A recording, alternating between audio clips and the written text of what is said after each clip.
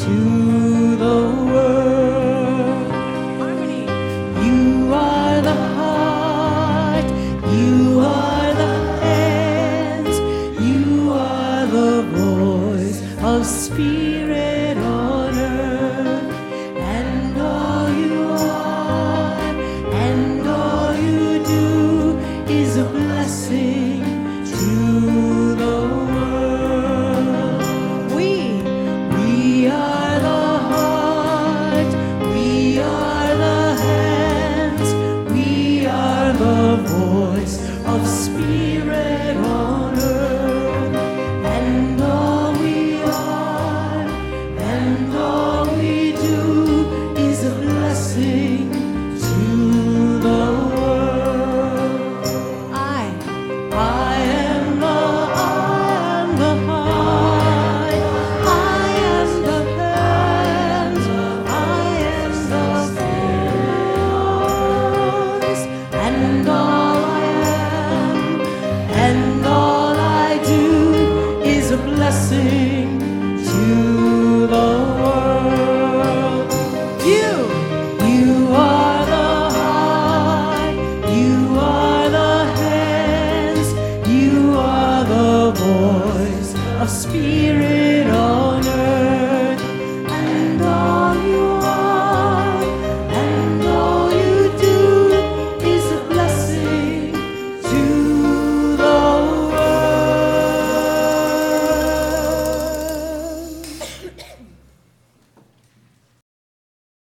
Please stand and join hands if you feel comfortable singing our gathering song, Surely the Presence.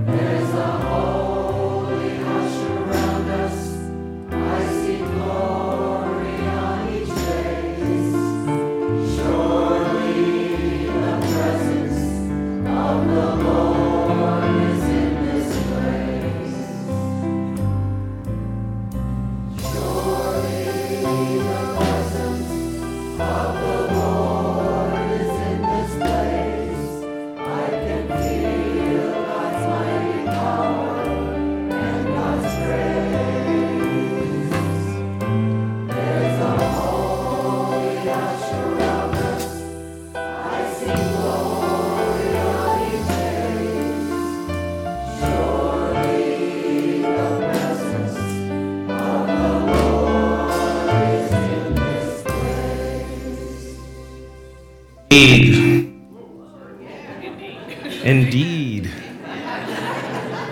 The presence of God is in this place. It is in this place because we are here. It is in this place because our hearts are open. It is in this place because the divine love of which we are an individualized expression, emanates now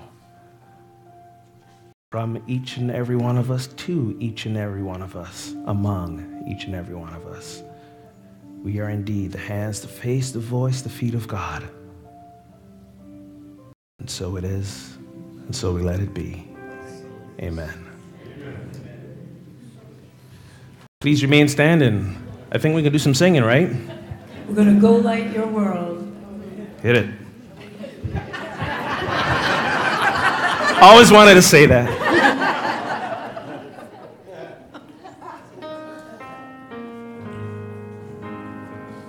There is a candle in every soul, some brightly burning, some dark and cold.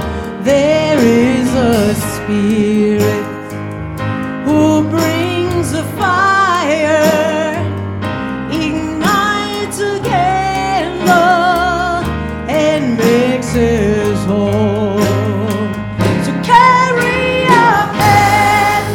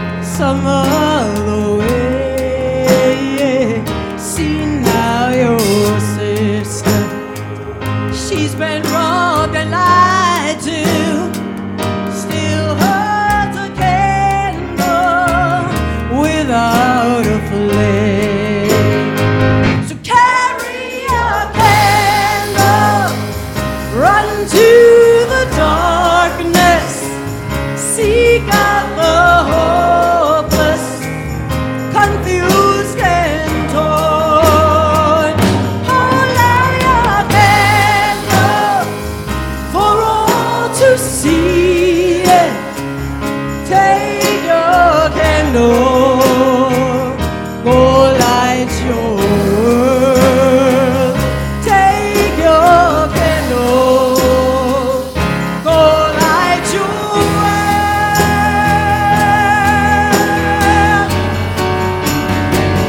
We are a family whose hearts are blazing, so let's raise our candle and light up the sky. Praying as the Father, in the name of Spirit, make us obedient in the darkest time. Hurry up, candle, run to the darkness, seek out the hopeless, confused and torn. Light your candle for all to see it. Take your candle, go light your world.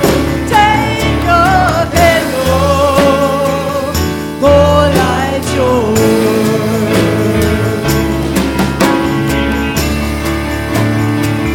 Go light your world.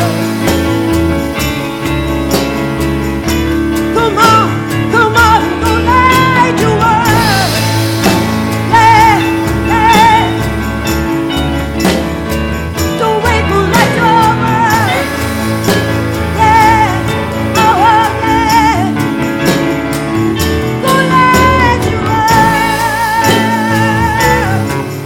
Oh yeah. Go light your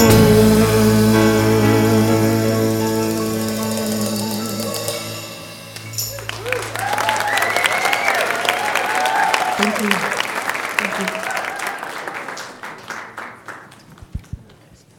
Thank you. That was wonderful. Good morning, Unity on the River. Good morning. Welcome. I'm Reverend Carol Wawrzak, interfaith minister and lead chaplain here at Unity. And today I'm facilitating for Reverend Ogun Holder. This is his third talk with us. It's on our Unity principles. Today, his talk is called We Must Live It. And it is the final principle. It is not enough to know the truth. We must live it. Unity on the River is a church of celebration, inspiration, transformation, spirit-centeredness, oneness, and joy. So let's take those truths into our heart and say together the mission and vision statement. Mission statement: we are a vibrant spiritual community that celebrates the presence in all and awakens humanity to its divinity. And the vision statement: centered in love, we joyously co-create a world of oneness, peace, and harmony. I'd also like to thank all the streamers. Can we say hello and welcome this morning? I believe we had around 60 last Sunday, so keep it coming.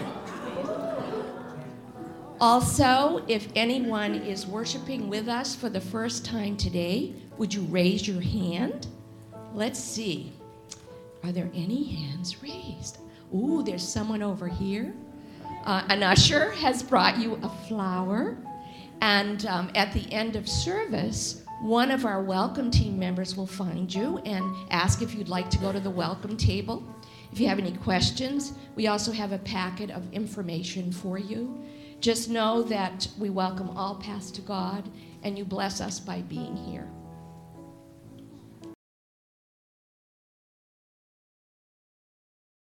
We have a couple of announcements. One of them is that Becca Donahue, who works with the children, she's also a photographer. And her work is displayed out in hospitality, and you're cordially invited to an artist reception from 1:30 to 3:30 this afternoon. And she'll talk about her work, and if you have any questions about her work, it's the time to meet and greet her. Also, I have something else.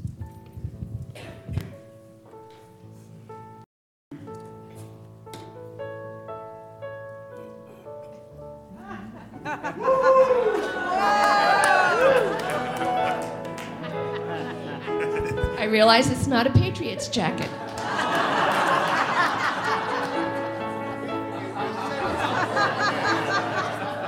We'll just pretend. Okay, I'm calling your attention to the lost and found. This lovely jacket has been here for 4 months. So I don't know if you know it or not, there is a closet that's right out here by the admin entrance. There's a basket. There's also a basket in the back that Mark's holding up. Eyeglasses, sunglasses, jewelry. You know, there's all kinds of things. So I wanted to give you a heads up before some of this goes to Goodwill. Okay? $25. Let's sign it and auction it off.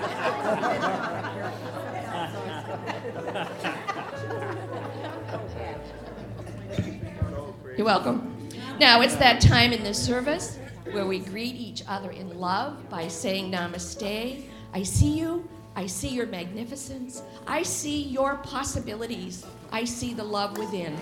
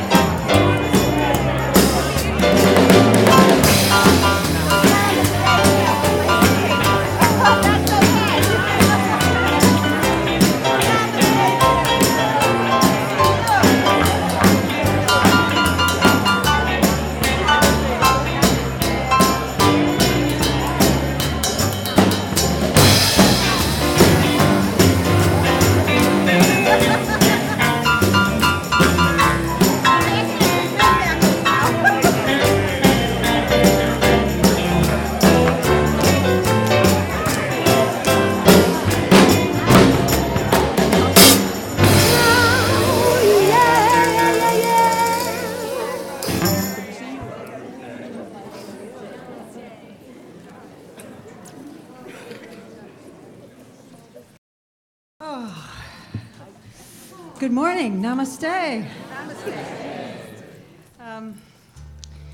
This song was actually written for the great environmentalist and humanitarian Joanna Macy, who there was a movie being done about her called The Great Turning, which is about the turning with technology and all the ancient wisdom and going forward into life in a new way, the great turning. So there's a part for all of us. Hit it.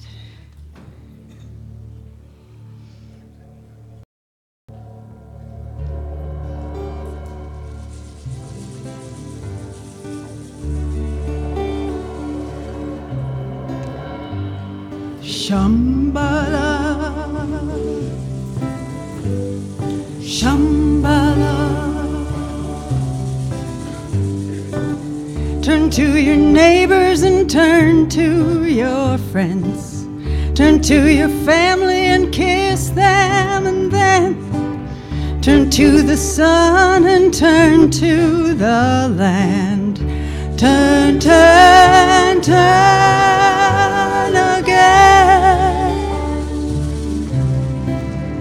in the great turning.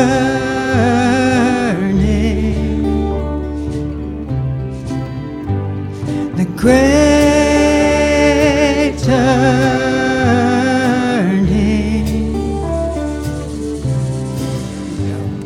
Shambhala, Shambhala, Shambhala, Shambhala. Shambhala, Shambhala, Shambhala, Shambhala. Turn to the earth and turn to the sky. Turn to your gardens and plant your corn high. Turn to the winged ones, the animals call. Turn, turn, turn to the old. Everybody in the great turning.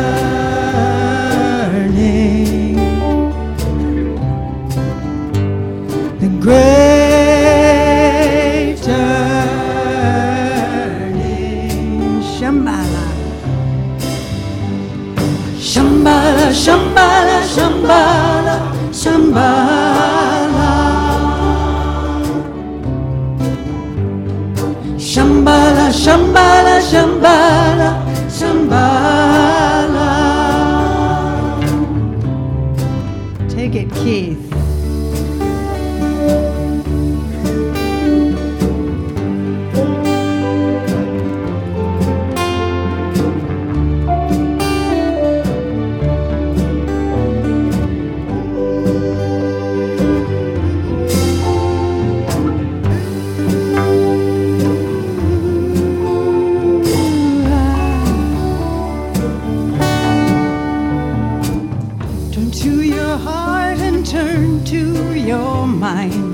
Turn to compassion with insight and find. Turn to community, reach out to care. Turn, turn, turn and share in the great turning.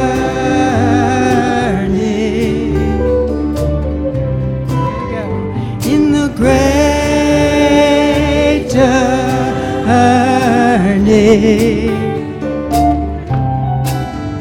in the great turning,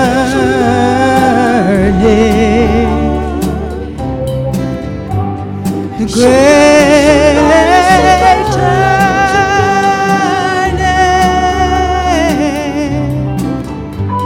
the great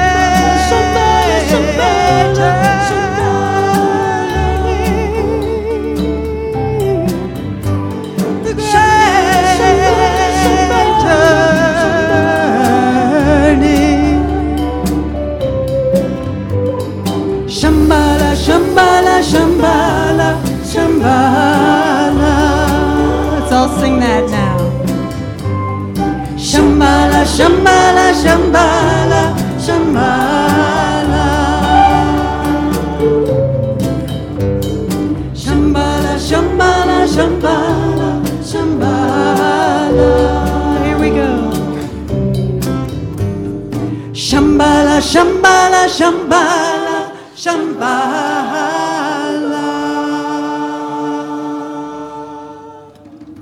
Big Rayne. Beautiful, beautiful. Beautiful, man. Thanks, Christine. Came in on the finger. Very nice. Thank you, Maisie. Christine Malpica on the conga.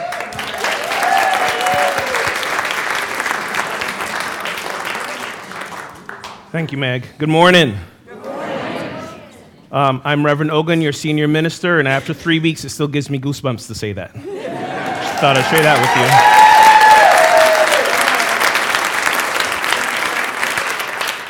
you. So today I'm wrapping up this series that I've been doing called Powered by Principle, taking a look at Unity's basic principles. And again, by quick recap, basic doesn't mean simple or easy. It simply means the foundation upon which we build everything else. So these are the foundational statements that I guess all of Unity thinking, theology, belief stands on. That first one, that God is power, presence, principle, all that is. And all that is in God, and God is in all that is. Which leads right into the second principle. If God is all that is, and in all that is, that's including us too. The very foundation of who we are is that one power and that one presence, that principle that is God, the unchanging, the unyielding, all that is. That's us too. Okay? And because of that, we are imbued with the very creative energy that is God. We can create our experience, and how we do that is by our consciousness. How our consciousness is, so becomes the rest of our life. So it becomes the experience. That's how we show up. We show up as our consciousness, ultimately. So how do we get to that place about being clear about our consciousness and how we show up? Through prayer and meditation. That's principle number 4. Prayer, again, affirming, not begging or beseeching or asking or cajoling or promising or bargaining. Prayer is about affirming, reminding ourselves of the previous 3 principles. Okay, and meditation is that idea of just sitting in the silence, emptying ourselves. Theological circles, they call that kenosis, emptying. So that's what meditation is about, sitting, emptying ourselves, being in the silence. The 5th principle I'm going to talk to you today about is, how do we live these things? We can talk about them, we can kind of have an idea of them, but we're going to go into living them. And I'll start talking about it today, but some of it might spill over into next week as well. I like to plan ahead, but you know the saying, how do you make God laugh? You tell her your plans. So we'll see what happens next week. Now, the fun thing about these principles, as I say, as we affirm them and remember them, they can be a mouthful. Like it just took me a good, minute or 2 to briefly walk through them, and we're going to spend a next 20 minutes talking about the 5th one. But I want to share with you a little thing that was introduced to me a while back. I didn't come up with this, but it's a lot of fun, about how to remember them. How to remember them in those moments. Okay? So the first principle, God is the one power and the one presence, can be simply summed up with the statement, God is. Everyone say that. God is. Say it again. God is. God is. Because we are God and God is us, I am. That's principle number 2. Say it. I am.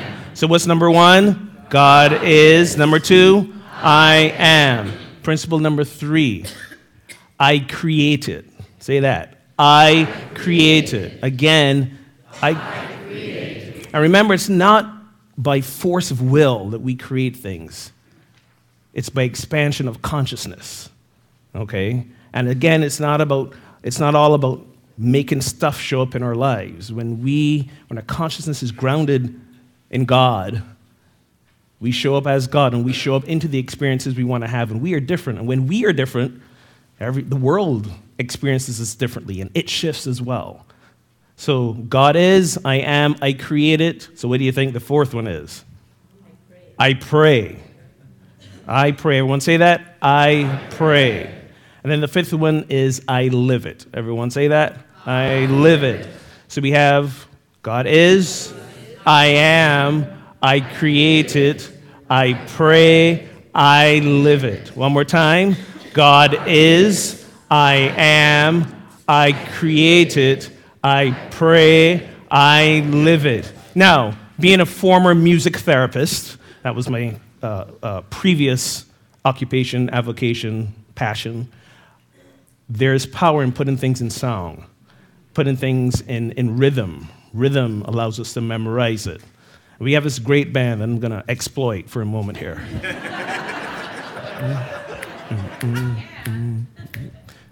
3, 4. Give me a beat there. There we go. I like that. Gary's spitting off on the drum.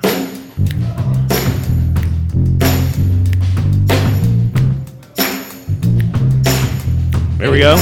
Give me some keys, Mauro.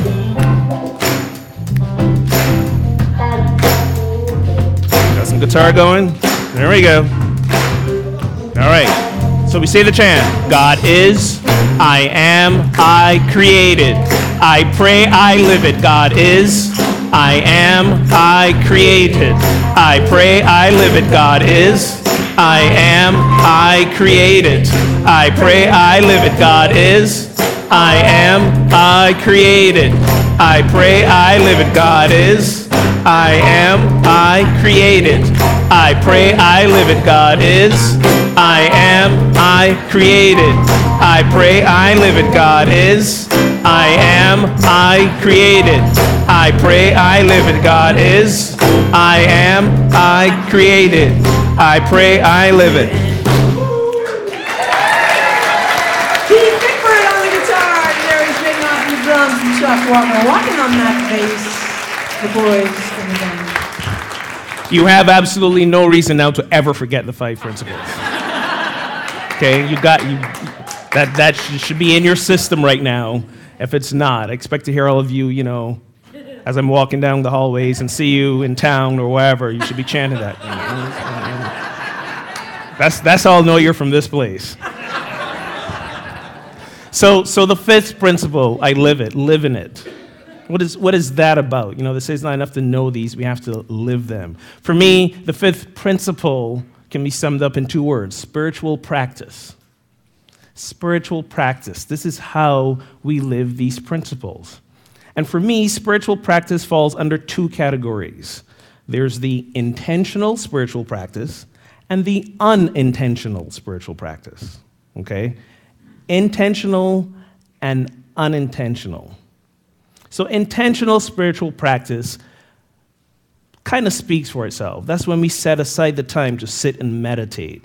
That's when we set aside the time to attend classes here and dig deeper into the studies. This past Wednesday, we started our Life of Prayer class, or Unity Prayers, they're calling it now. And it was a great class. Like 20-something folks showed up, and, it was, I forget where I am, okay, because that evening, there was a slight freezing rain, sleety thing going on. I learned a new term. It was spitzing.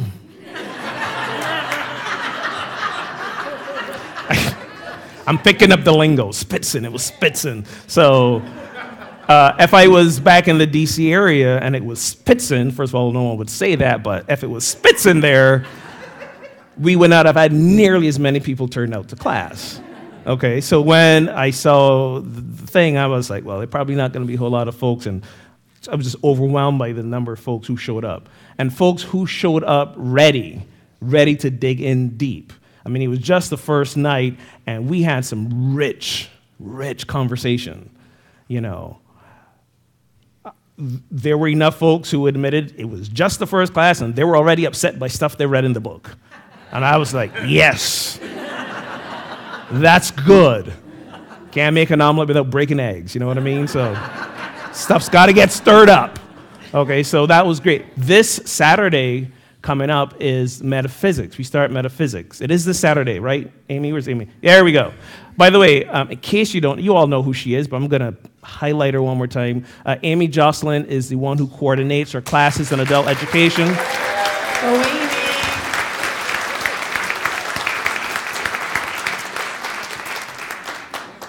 I am so glad she is here so I don't have to do that piece of it.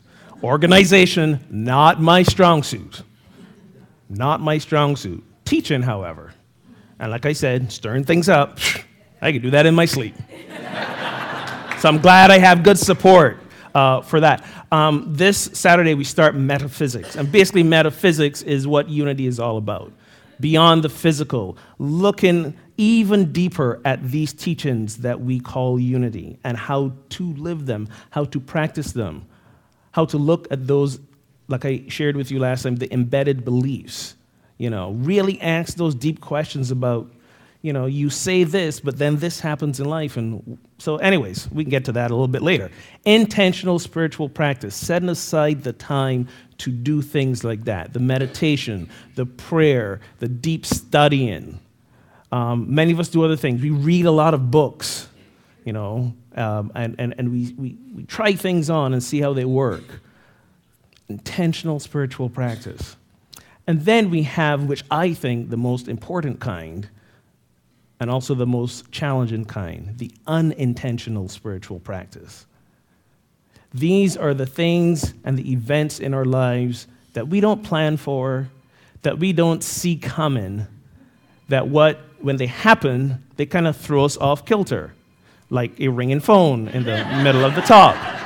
This is an intentional spiritual practice because it's an opportunity for me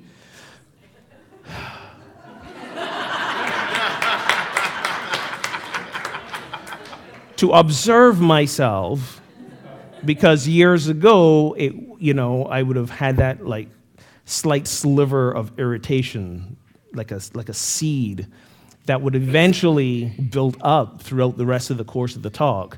And then by the end of the talk, I would be just fuming, and by the end of the day, simply livid. So things like this happen, and it reminds me, wait a minute, is that how I want to be? Is that how I want my consciousness to show up in the world? That wasn't planned, but that was perfect. Oh my goodness.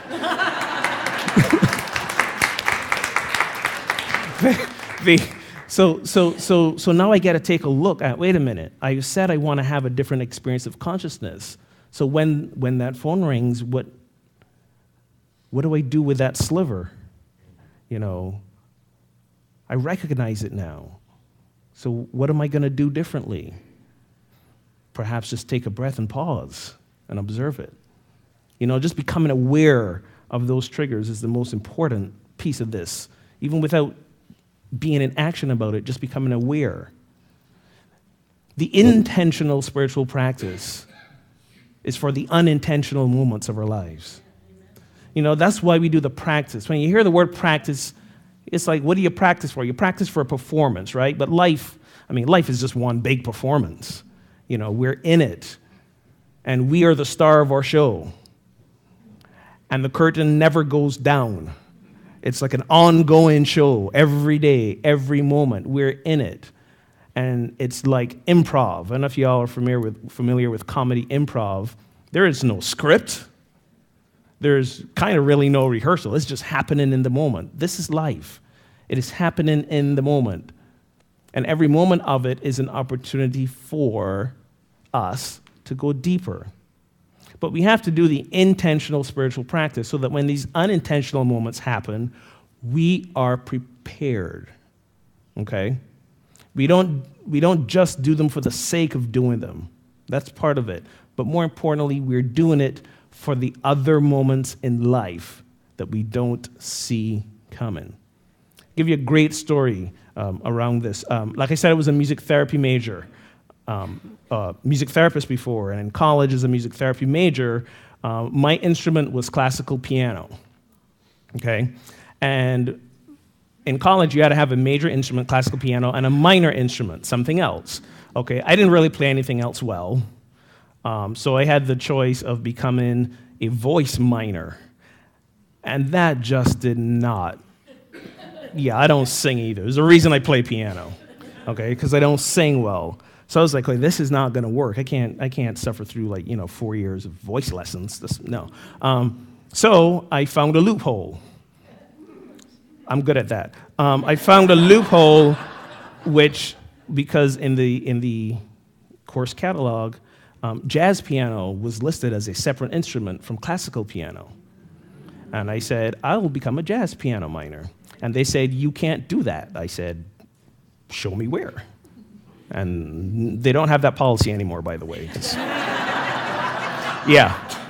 Thanks to me. So I became a jazz piano minor. And I'd had a very little experience playing jazz piano before, and I loved playing jazz piano. There was only one problem. I didn't like practicing. Loved playing, but didn't like practicing. Okay? Didn't like practicing scales. There were enough scales to master in classical piano. And I thought jazz would be easy because people just sit down and it looks like they're just having a grand old time.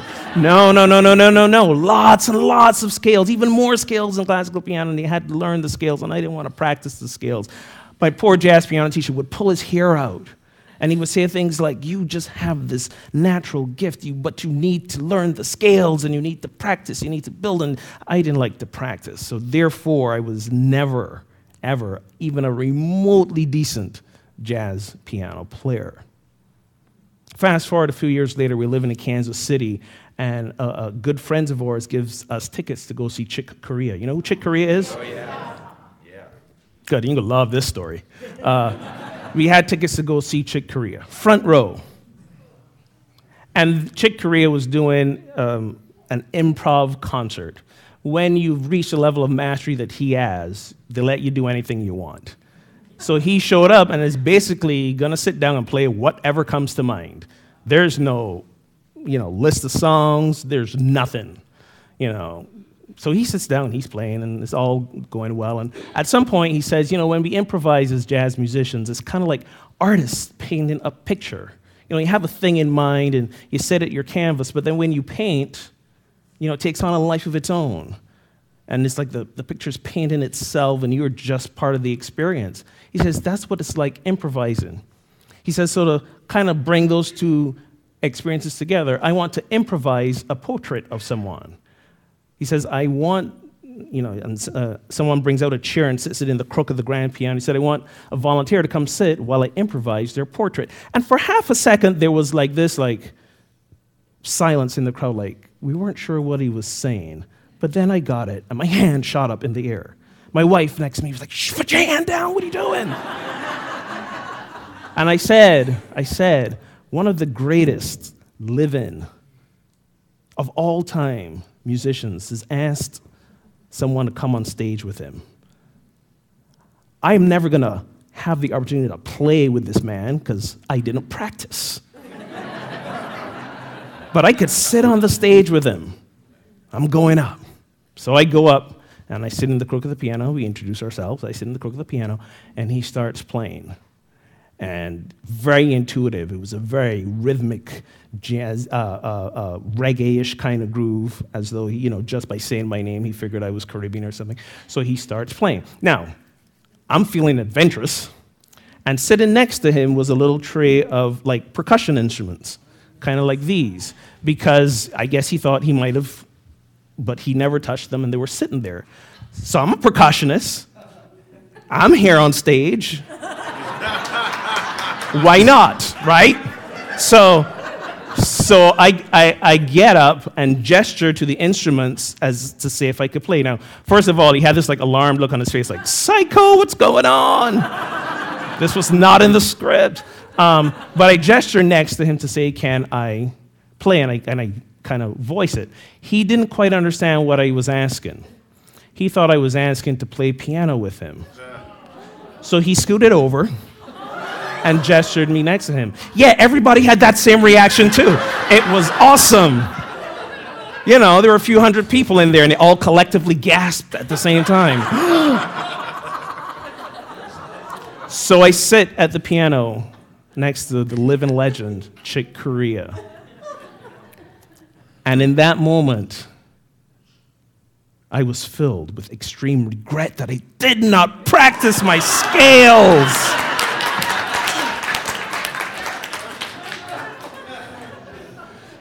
So I dug into the deep recesses of my memory and came up with some little riff upon which the master built, and we played off of each other for what seemed like the next maybe 20 minutes. It was really 20 seconds.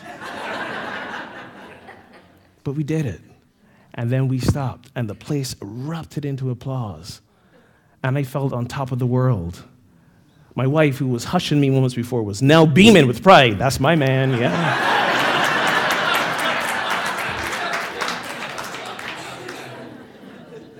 But we practice for the moments we don't see coming. And in our life is moments we don't see coming. Often that third principle, we create our life experiences, is sometimes used against us. Sometimes we use it against ourselves. And we say to ourselves, if this is showing up in my life, I must have created it. What's going on in my mind and my consciousness? And we commit what I like to call metaphysical malpractice. That's not really what the principle is saying. There are over 7 billion of us on this planet creating. We can't be responsible for all the creations.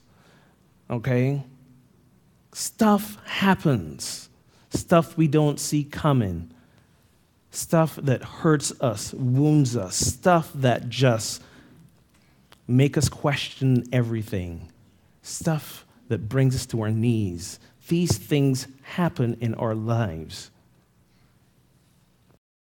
And we're not always responsible for them happening. But we are responsible for how we show up in the midst of them.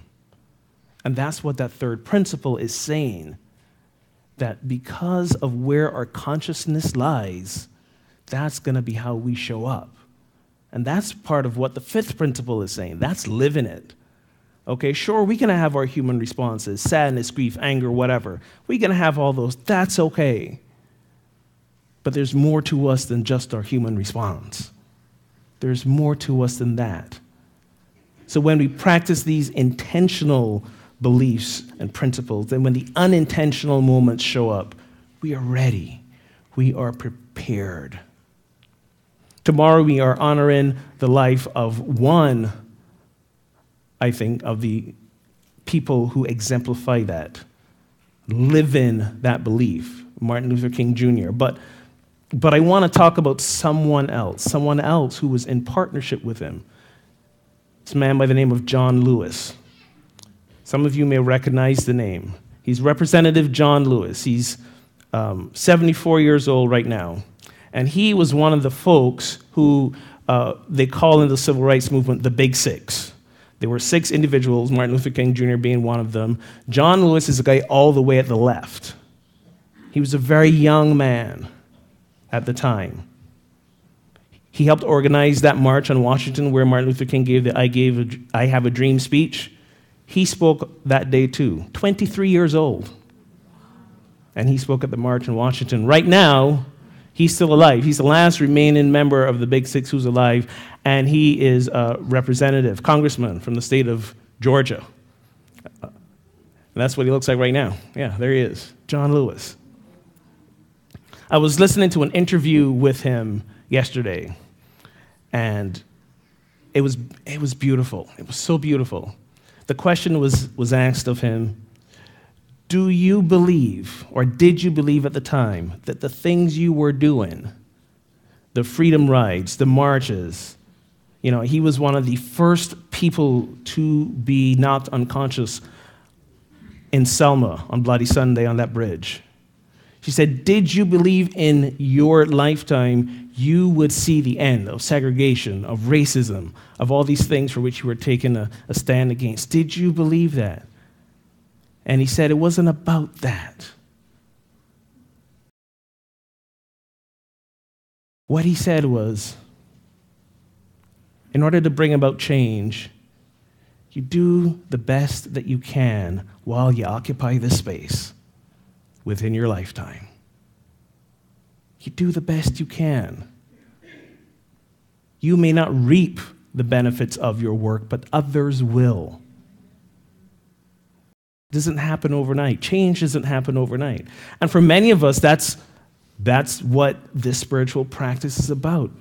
It's about changing our experience. It's about bringing a wider experience of peace to the world. We throw about the term world peace so nonchalantly, that sometimes it's almost a reflection that we really don't believe it's going to happen.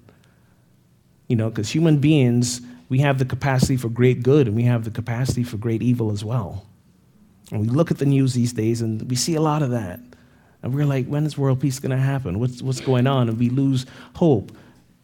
Do the best we can while we occupy this space. That is our job. He also said another thing. He said, it's better to be a pilot light than a firecracker. It's better to be a pilot light. Pilot lights. They don't give off any heat, hardly, but they're always on, and they ignite change. This is what living that fifth principle is about. This is what spiritual practice is about. Ongoing, committed, disciplined spiritual practice is being that pilot light. So that when things get cold and dark, you can ignite something powerful. Powerful. And we do it centered in love. Centered in divine love, the recognition of our oneness, of our deeper connection beyond the physical. He also shared in this podcast what will, moving forward now, be my favorite Martin Luther King Jr. quote, which I've never seen written for good reason. Martin Luther King, when he asked him, how do we respond to these people who would seek to oppress us, who would seek to pull us away from the lunch counters and beat us and spit in our faces? And Martin Luther King said to him, just love the hell out of everybody. Just love the hell out of everybody. That's my quote. Now, I'm going to have that on my wall somewhere. If any of you are graphic artists and want to put something together, just putting it out there. Love the hell out of everybody. That's what we're here to do. And that everybody includes ourselves. That includes ourselves. Spiritual practice.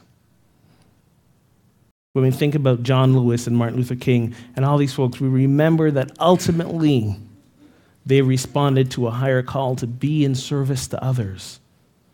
And by being in service, they transformed the world as we know it. Not just the South, not just the United States, the world. Do you get that? By being in service. When we are in service to each other, it opens us up. It transforms us. It shifts our consciousness. When we shift our consciousness, the world shifts around us. And they started in service where they were. Remember Martin Luther King? He was what? He was a reverend. He was a preacher of a small church in Alabama. He didn't set out to be this transformative light. He set out to be in service where he was.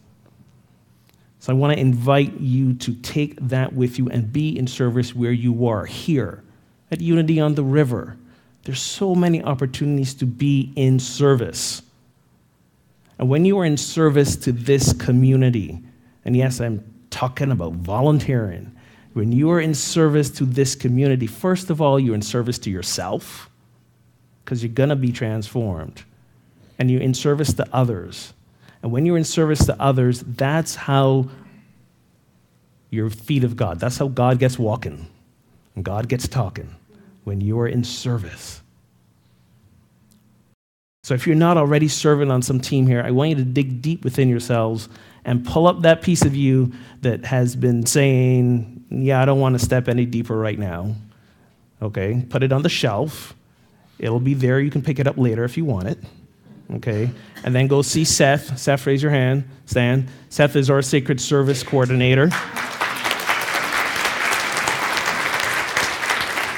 And we call it sacred service, not because we want to make it sound nice since we're in a church. We call it sacred service because it is a sacred act. When we look at the life of Jesus, he did things that you would not think a spiritual luminary would do, washing the feet of his disciples. A sacred act of service. God is, I am. I pray. I create it, I pray, I live it. Live it by being in service with each other. Live it by when those moments come, you remember who you truly are. Who you truly are.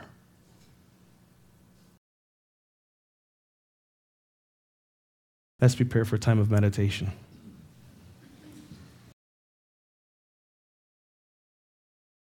Again, that meditation, sitting in the silence.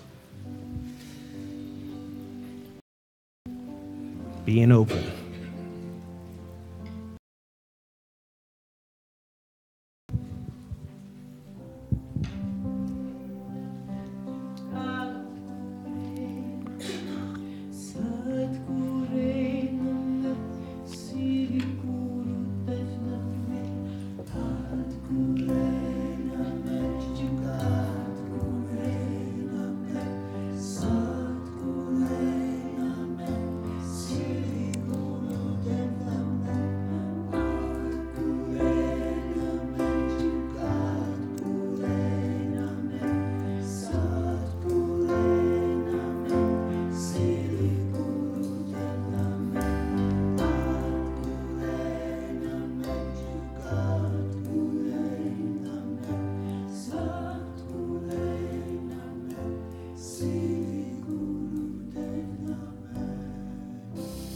So if you're uncomfortable, I invite you to close your eyes and allow both feet to be planted on the floor. Feeling yourself fully supported by the chair beneath you.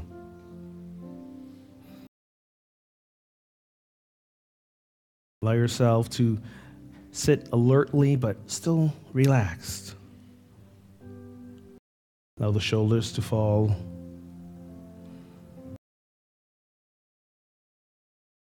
Allow the muscles in your face to slacken. And turn your attention to your breath. Don't force the breath any slower or faster than it is. Just breathe naturally.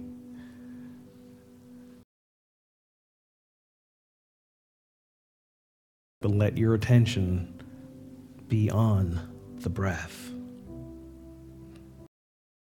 Allowing that breath to anchor us in this present moment.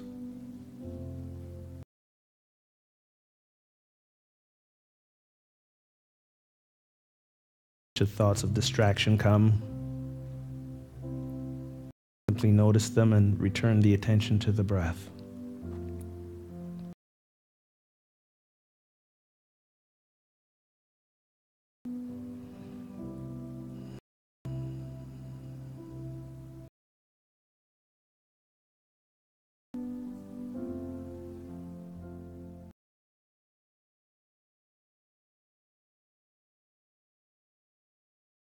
Allow ourselves to fall deeper and deeper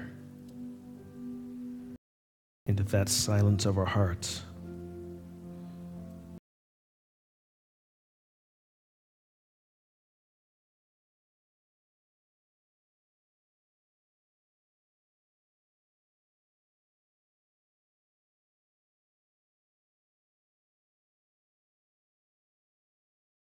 In this place of silence, we acknowledge the truth that there is a power that is greater than any of the circumstances that life places before us.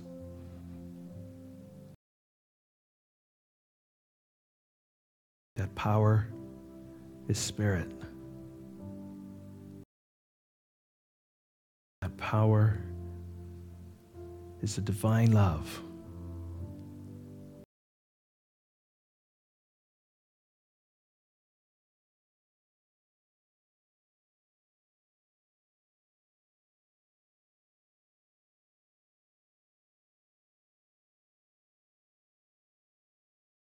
I am divine love.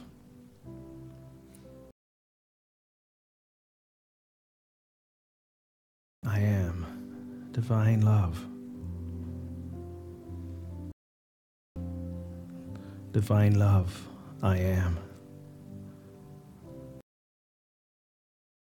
So on the in-breath, allow the words I am, and on the out-breath, divine love. I am divine love. I am divine love. Take this into the silence. I am divine love.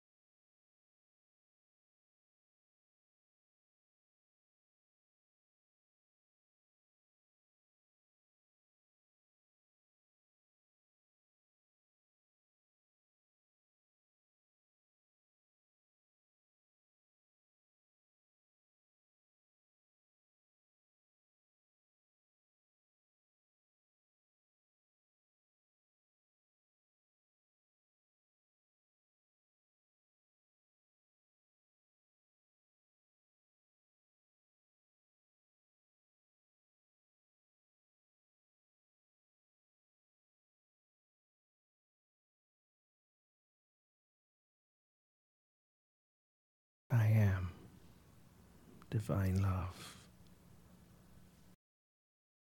I am divine.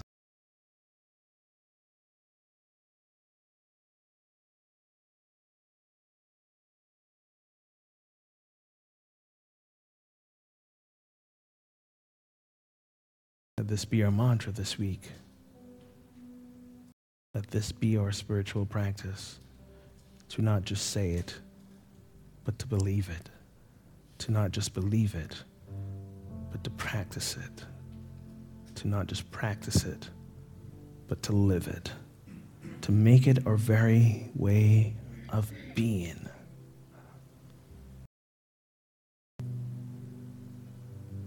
This is to live the fifth principle, making it our way of being.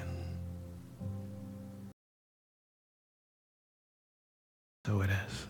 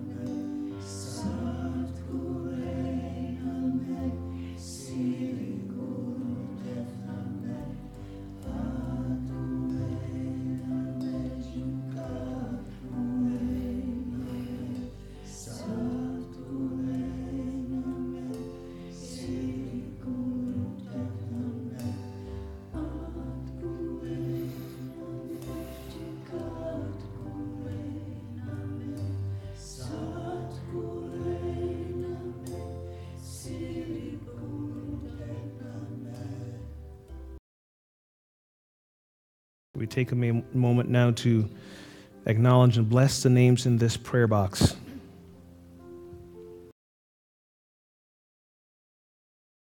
Again, affirming that in all the names, in all the lives, that they would remember the truth,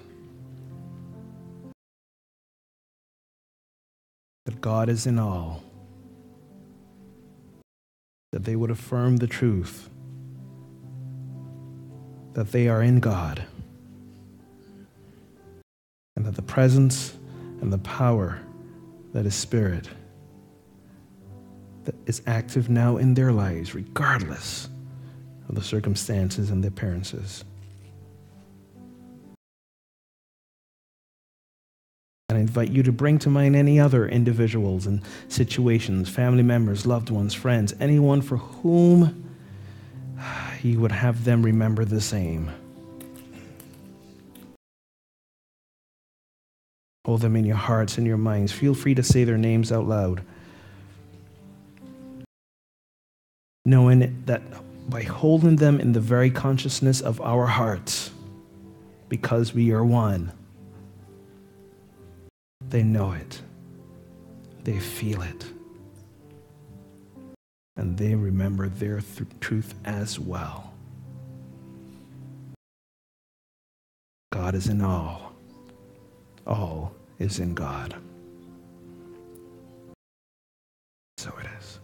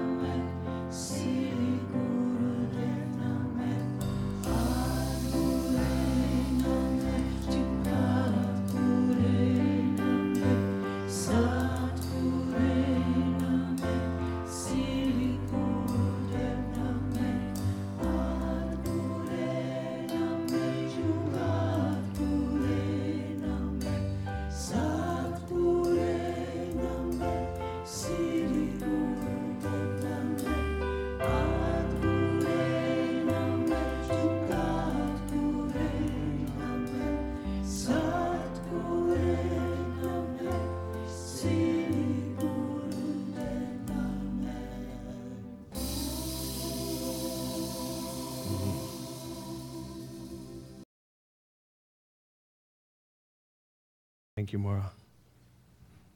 At this time, we are going to take up a love offering. As you prepare that, two things I want to say first. Giving is another spiritual practice. And this is part of what the sacred service idea is all about.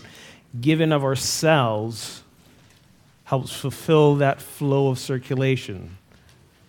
As we give, we make room to receive. We can't give, or we can't keep a full space and keep receiving more. There's a great Zen story. I'll tell you this quick story. This student went to his Zen master. Or, no, that's the wrong story. Let me start again. This professor of like religion or something, very learned man, went to a Zen master to learn from him. And he was sitting with the Zen master. He just kept talking. And they were sitting to tea. And the Zen master was pouring tea. And this theology professor was just like going on and on and on. And the Zen master keeps pouring until the tea spills out over the cup. And the theology, what are you doing? You're making a mess. And he said to the theology professor, yes, like this cup, you are too full. You need to empty and make room for what's to come.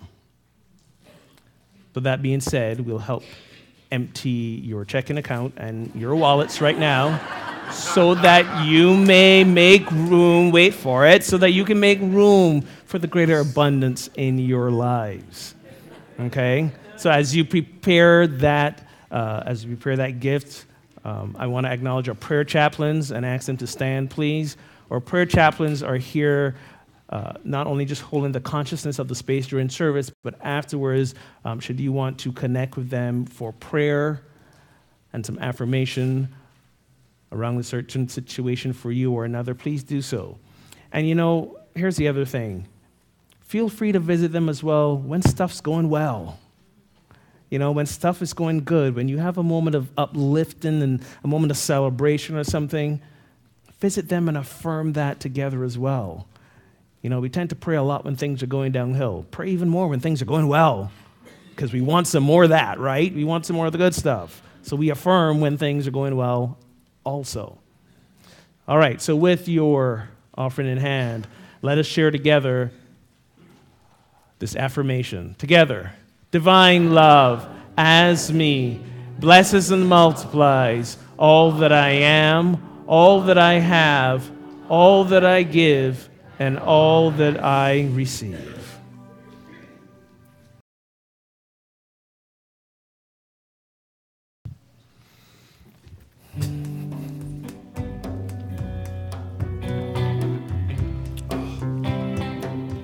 Forgot my check.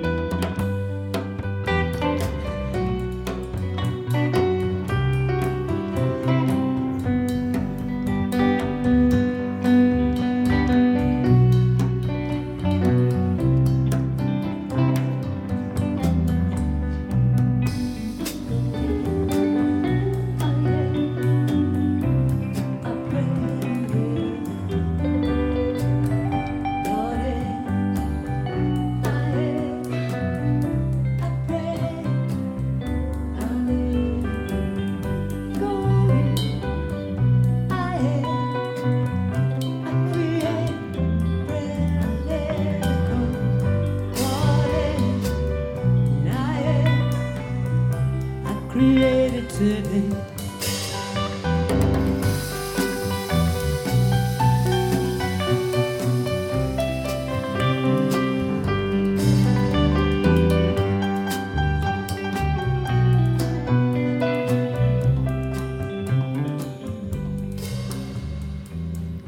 I love it when she gets so into what she's doing. It's just like, she's just like gone.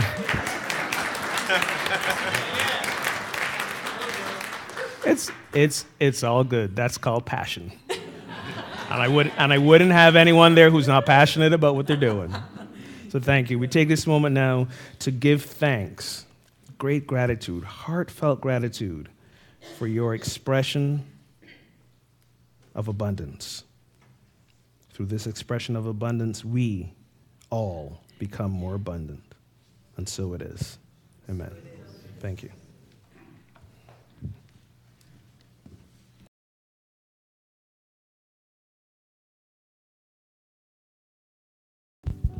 We have a few more celebrations and invitations. Annual meeting is a potluck. It's Sunday, February 1st. There is a sign up on the bulletin board in hospitality, not just for the food you'd like to bring, but also to help with cleanup. We're all set with setup. So if you like to make salads or soup or chili, any of the side items, we'd really appreciate it. But to plan ahead is helpful to us. Also, childcare is provided. Christina will take care of that if you'd like to stay for a meeting and have your children well taken care of. Ogun mentioned his metaphysics class. It's Metaphysics 2 Part 1, and this begins Saturday, January 24th. That's this coming Saturday. We have about 15 people signed up, but there's certainly more space. And it is for people who are on the licensed Unity teacher track, but that's not all. It's for everyone. And the early bird deadline has gone by, but the class is $120. And you'll be hearing more about early bird later on for upcoming classes. And one quick thing, despite the number, you see 2 Part 1, all these numbers, despite the numbers for the metaphysics classes, you don't have to take them in any particular order. So you may have never taken a metaphysics class before. Doesn't matter. You can come to this one. Just want to make sure you knew that. Thank you, Ogun. You did tell me that. And Prosperity Plus 2 with Tom Pellini. I'm not sure if Tom is here today. Are you here, Tom? Here, okay. Tom is... Thanks. I just want you to see who he is so that you can speak with him about the class. This is a tithing class, and it's a wonderful class. It's also a requirement for membership here at Unity on the River, as well as chaplain training. Lots to be thankful for. We know we're thankful for Maura, the band, the chorus. Up in the back, Mike is our Sunday service coordinator. Thank you, Mike. Thanks, Greg. Thanks, Brian. Thanks, Mark. They take care of everything back there. And thank you for everyone who gives of themselves for sacred service.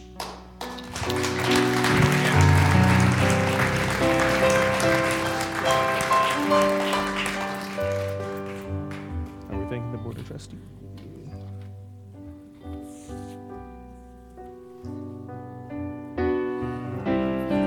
Guess who's coming back?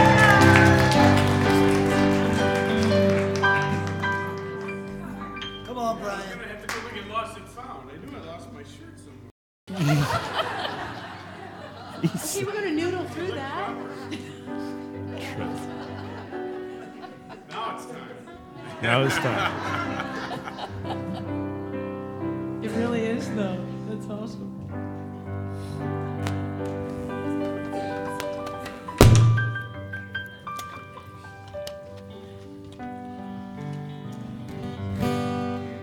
Take it away, Brian.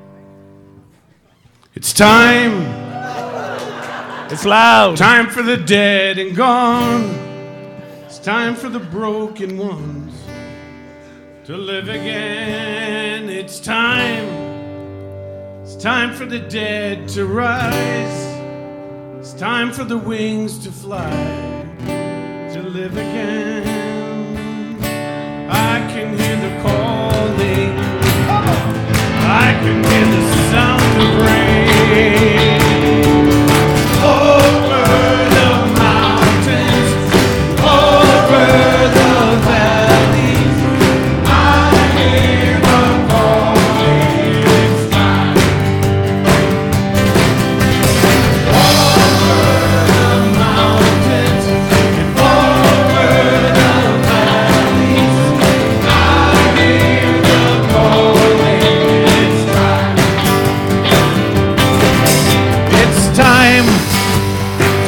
for the dead to sing. It's time for the walls to ring with songs of freedom. It's time for the numb to feel, time for the wounds to heal with songs of freedom.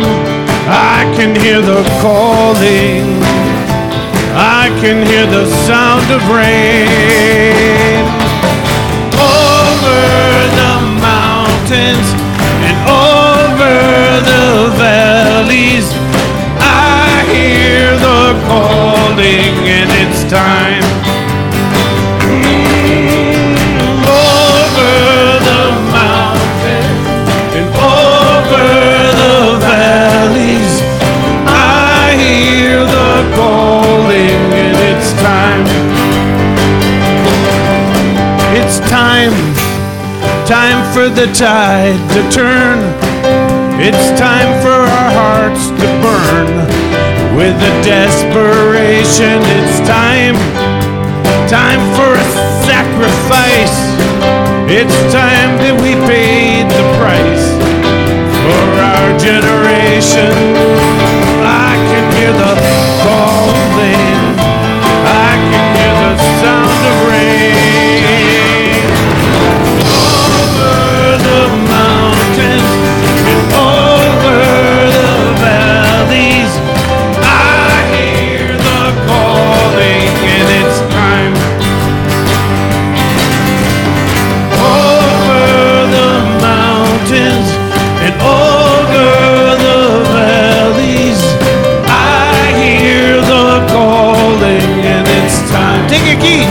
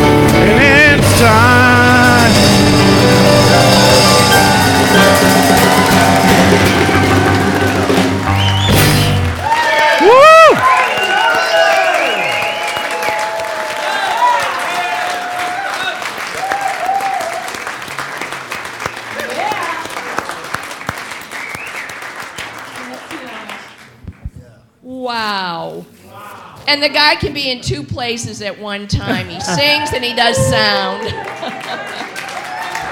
Thanks.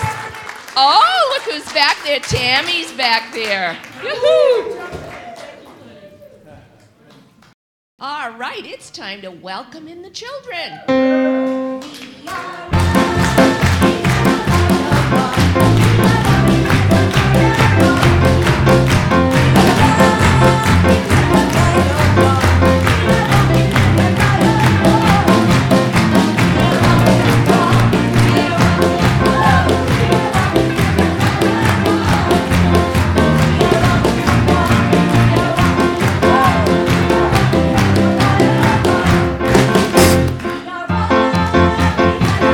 Still walking, still walking.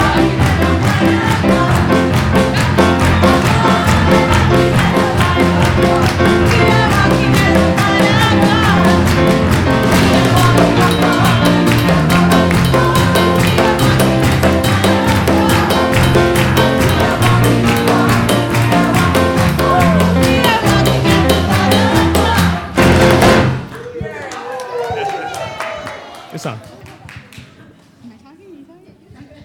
Awesome. So we had a huge group today. Woo! We even had enough kids to have a big kid group and a little kid group, which was awesome.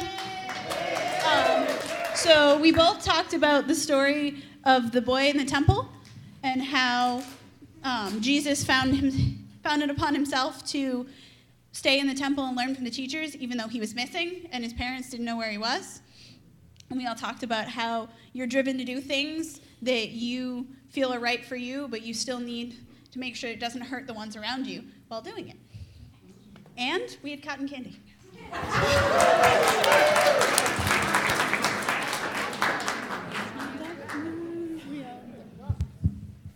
Namaste. I got to go to service today because I have a great crew. Woohoo! Yay! So I have two announcements. We didn't get a chance to have our birthday party today because we had cotton candy in youth ed. The kids had fun with that. So we're going to have cupcakes and hospitality right after service today for our 3 birthday recipients and all their friends for the month of January. And the second announcement I have is that next Sunday after service at 1 o'clock, we're going to have a lunch, light lunch for youth and families here.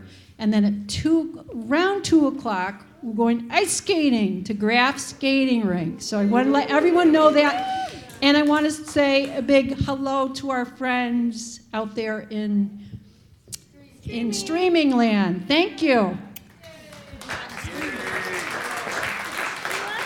Okay, we're looking for children to... Leah and Selena say hello from streaming. Hi, Leah and Selena. Way out in California. Okay. In California, they moved. Okay, we have kids who will pray with you, Reverend Ogun. Gotcha. Yes. Balin and Becca are praying with you All right, let's go pray. Okay. Excuse me. Peace song. One more. Let's stand. Join hands. Sing the peace sound.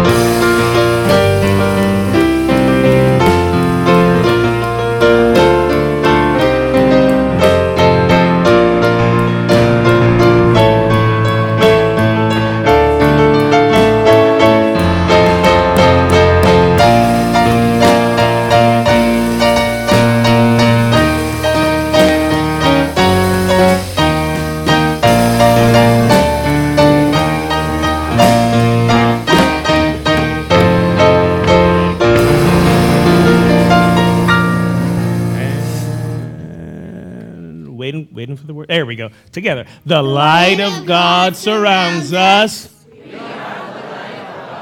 The love of God enfolds us. The power of God. The power of God protects us. The presence of God. The presence of God watches over us. Wherever we are. Wherever we are, God is, and all is well. And we are richly blessed. Woo! Go live your spiritual practice. Nice job. High five. High five. High five.